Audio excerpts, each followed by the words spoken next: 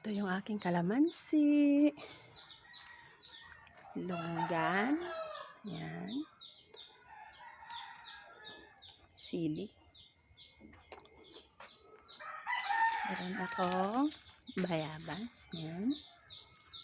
Yung malalaki. Binili ko online yan. Kalabasa. Ito, granada. Mulberry. Ayan. Maganda ng tubo niya. Antayin ko siyang mamunga. Sabi, bonsai daw yan. So, ayan. Meron akong kamuting kahoy. Pinapalaki ko para yung puno itatanim ko.